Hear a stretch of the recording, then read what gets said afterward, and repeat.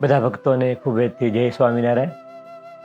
પહેલા ભક્તજનો, આપણને બધાને હૃદયમાં ઈચ્છા છે કે આપણને મહારાજમાં ભગવાનમાં હેત થાય. તો હેત કેવી રીતે થાય? આપણે ભગવાનને માટે બહુ પૈસા વાપરીએ તો થાય? આપણને બહુ જ્ઞાન હોય તો થાય? આપણે દરરોજને માટે 1 કલાક પૂજા કરતા હોય તો ભગવાનમાં હેત થાય? હા, એનાથી પણ થાય. પણ બધાથી શ્રેષ્ઠ ઉપાય છે ભગવાન સાથે કનેક્શન, ભગવાન સાથે જોડાણ. આપણે દરરોજ સવારે અને સાંજે ભગવાનની પૂજા અને આરતી કરીએ છીએ. એમાં જો આપણે મનથી ભગવાનમાં થોડા જોડાઈએ ને, તો આપણને ભગવાનમાં સહેજે સહેજે હેત થાય. જાજો પુરુષાર્થ કર્યા વિના હેત થાય. એમાં પણ દર વીકેન્ડમાં આપણા ગુરુકુલમાં સત્સંગ સભા હોય. સત્સંગ સભામાં તમે બધા આવો છો. તો એ સત્સંગ સભામાં કથા વાર્તા વગેરે થાય, પછી છેલ્લે મહારાજની આરતી થાય. એમાં મોટા સેન્ટરો છે, ત્યાં દરરોજ મહારાજની નિરાજન થાય છે, મહાનિરાજન, મહારાજનું રાજોપચાર પૂજન થાય. તો એમાં આપણે મનથી ભગવાનની સાથે જોડાઈએ. ઘણીવાર દરરોજ દર શનિવારે કે રવિવારે એ આરતી થતી હોય, પૂજા થતી હોય, પ્રાર્થના થતી હોય, તો આપણે એક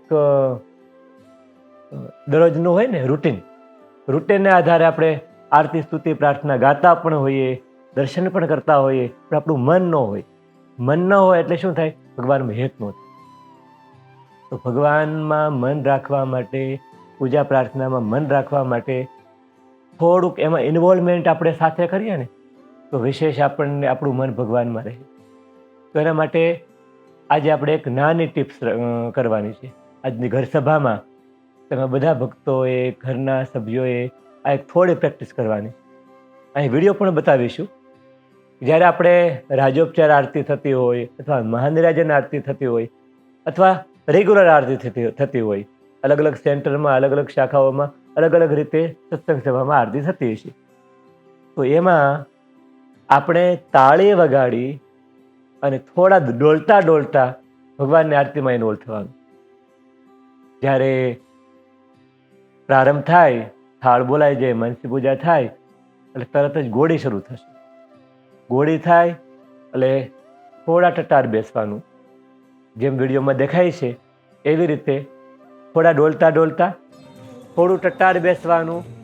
તાળી છે ડોલતા ડોલતા, અને આમ નહીં ખેલ છો ગાળો રે મીઠી મો, એમ નહીં, અશે હાથને થોડું મૂવમેન્ટ કરવાનું.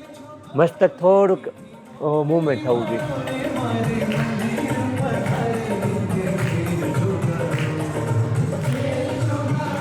આનંદમાં પ્રફુલ્લિત આપણે લાગવા જોઈએ. આપણને પોતાને પ્રફુલ્લિત લાગવા જોઈએ. બીજાને લાગે કે ન લાગે, આપણને આપણે પ્રફુલ્લિત લાગશું, આનંદમાં આપણે રાખશું. આપણને એવું લાગશે કે હું આનંદમાં છું, તો મહારાજને પણ લાગશે કે આ ભગત છે ને એ આનંદથી ને પ્રેમથી મને મારી સાથે હેત કરવા માટે ગોળી બોલે છે, આરતી બોલે છે. ત્યારે આરતી કરીએ, આરતી આવે ત્યારે વચ્ચે શ્લોકો આવે ભગવાનના પૂજનના. તો પૂજનના જ્યારે શ્લોકો બોલાતા હોય ત્યારે 2 હાથ જોડી અને ભગવાનના દર્શન કરવાના, ભગવાનનું કેવી રીતે પૂજન થાય છે ત્યાં આપણું મન રાખવાનું ને ટટ્ટાર બેસવાનું, ઢેલું ઢેલું નહીં.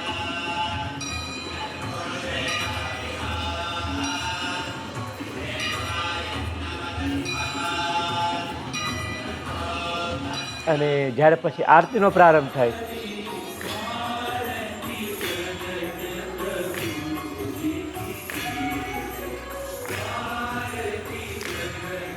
તો એવી રીતે ડોલતા ડોલતા, અને અત્યારે આ વિડીયો જોઈ સાંભળી અને પછી ફરી પાછું એકવાર પ્લે કરી અને ઘરના બધા સભ્યોએ છે ને પ્રેક્ટિસ કરવાની એની સાથે.